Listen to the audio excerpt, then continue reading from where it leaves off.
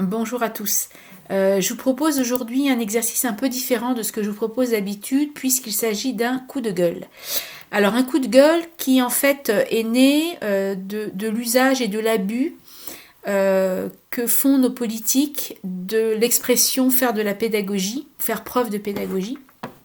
Puisque je trouve que dans le contexte dans lequel ils utilisent en général cette expression, ça galvaude justement cette question de la pédagogie. Or, moi qui suis formatrice, la pédagogie est vraiment au cœur de mon activité et je trouve ça assez insupportable que cette expression soit utilisée comme ils le font à tort et à travers. Et donc je souhaite à travers cette vidéo rendre aussi hommage à mes pairs qui font œuvre de pédagogie comme je tente de le faire également. Alors, revenons dans un premier temps sur l'origine et l'étymologie de ce mot pédagogie qui en fait nous vient de la Grèce antique et qui est composé en fait, le mot pédagogie, de deux mots, païdos qui veut dire enfant et gogia qui veut dire mener ou conduire. Et donc on parle là de l'éducation des enfants. En effet, dans l'Antiquité, le pédagogue était un esclave qui accompagnait l'enfant à l'école, qui lui portait ses affaires, mais qui aussi lui faisait réciter ses leçons et faire ses devoirs. Aujourd'hui, quand on parle de pédagogie, en fait, on parle d'un ensemble de méthodes et de pratiques d'enseignement et d'éducation qui visent en fait à transmettre du savoir-faire et ou du savoir-être. Il s'agit en fait d'une science appliquée dont l'objet d'étude est l'éducation.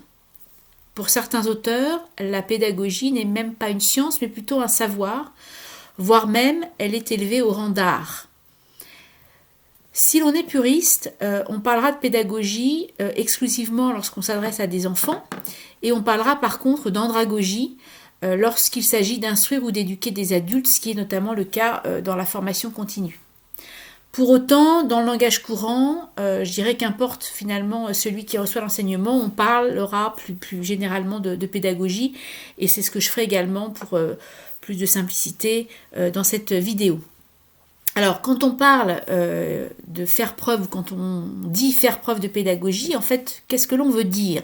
En fait, quand on dit faire preuve de pédagogie, c'est finalement faire preuve de cette aptitude qui vise à enseigner et à transmettre à un individu ou à un groupe d'individus, quel que soit leur âge et leurs conditions, un savoir ou une expérience, et ce, en faisant usage des méthodes qui sont les plus adaptées à l'audience concernée. Comme je le disais en introduction, ce mot est vraiment galvaudé, cette expression est vraiment galvaudée aujourd'hui par nos hommes et nos femmes politiques, puisqu'on constate que dès qu'un sujet, un projet ou une réforme fait polémique, on entend finalement nos élus parler de « il faut faire de la pédagogie ». Et quand ils disent ça, je trouve que le terme est vraiment utilisé avec un énorme sous-entendu et une forme de glissement sémantique, à savoir que en expliquant plus, cela sous-tend en fait que si on expliquait plus ou qu'en expliquant plus, en se faisant comprendre, eh bien finalement on obtiendrait l'adhésion de nos concitoyens. Alors moi je vais faire plusieurs remarques par rapport à ça. La première, c'est que pour se faire comprendre, il est important d'expliquer clairement ce qu'on a à dire en utilisant des mots simples, c'est-à-dire des mots que tout un chacun est à même de comprendre, et puis de faire preuve de transparence, c'est-à-dire de ne pas transmettre qu'une partie de l'information, mais la globalité de l'information pour permettre à chacun d'avoir une appréhension la plus large possible. Deuxièmement, pour obtenir l'adhésion, la proposition doit évidemment présenter un intérêt ou un avantage, un plus à ceux auxquels elle se destine.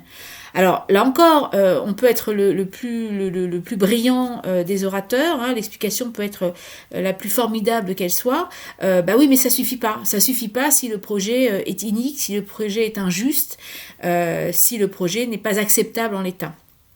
Enfin, en politique, rappelons quand même que nous ne sommes pas sur le terrain de la transmission et de l'enseignement.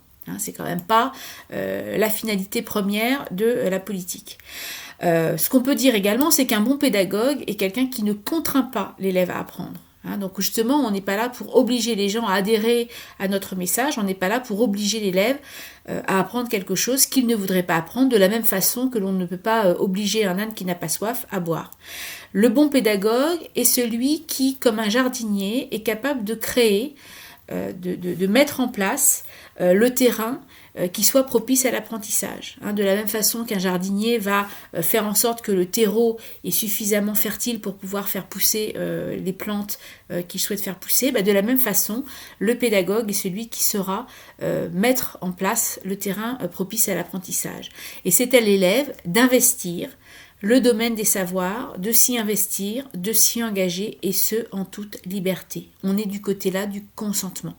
L'enseignant doit inciter, il doit donner envie, il doit être exemplaire pour que l'élève veuille suivre sa voie.